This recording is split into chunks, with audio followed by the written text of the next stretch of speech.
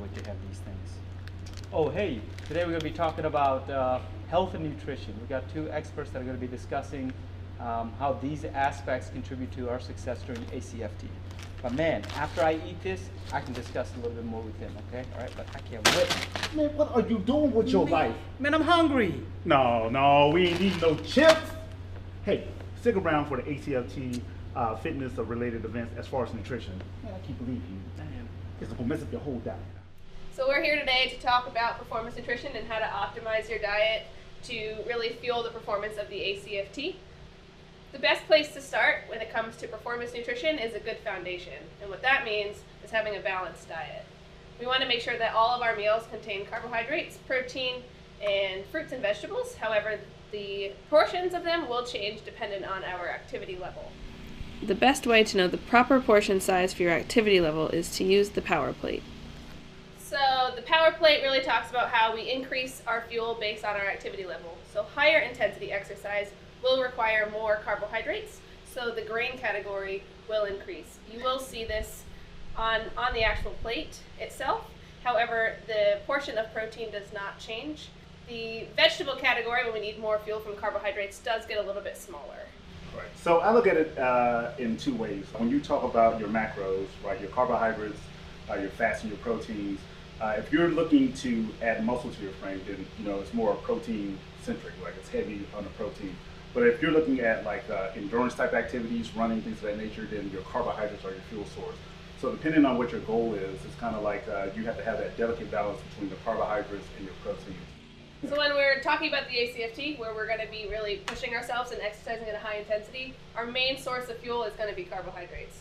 The number one thing we want to focus on when we're talking about what to eat before the ACFT is never do anything you've never done before. Can you attest to that? Oh man, I can attest.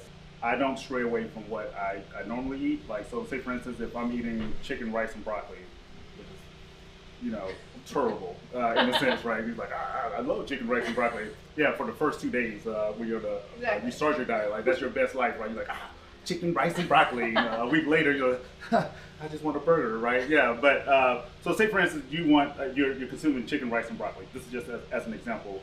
You don't want the day before to be like, I'm gonna go get enchiladas or I'm gonna get Mexican food. You know what I'm saying? And now that way, that kind of like disrupt your stomach. So you don't know what's gonna happen, right? Leading up to the PT test, I definitely make sure I hydrate. Hydration is part of the key. And then I take like, slow releasing carbohydrates, such as oatmeal, the night before. That way it sustains me throughout the event. So that's how I look at it from a strategic standpoint. For someone who can't eat the morning of, that meal the night before is gonna be what's really important. So if we have something like 1 to 2 hours before, that's going to be something where you're going to eat something with carbohydrates and protein. Maybe something like yogurt and granola. Again, something that you've tried before, maybe before PT in the morning.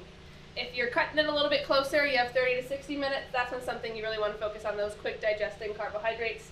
Maybe something like a piece of fruit or even some pretzels if that's something that your body can handle. Also, when we're talking about caffeine, I know a lot of people in Division consume energy drinks, things of that nature, or just regular coffee. You really want to give yourself enough time for that to go through your system, right? Like you don't want to be like 30 minutes in, sticking in your PT clothes. I'm ready for this ACFT, right? And the next thing you know, you have your energy drink or you have your pre-workout or you have your caffeine. And then like 30 minutes after that, 45 minutes, now you got the bubble guts, right? Like, and you're like, oh man, I don't know what to do with this, right? And you're sweating and you're like, oh my God, right? So usually allow enough time, based on your routine. If you know that's your routine, enough time like for that to clear your system, right? Sip on water and go at it that way. Exactly. So there you have it. Some of the tips on how to be successful during the ACFT. Yeah. Join us next time when we talk about how to enhance your performance during the ACFT.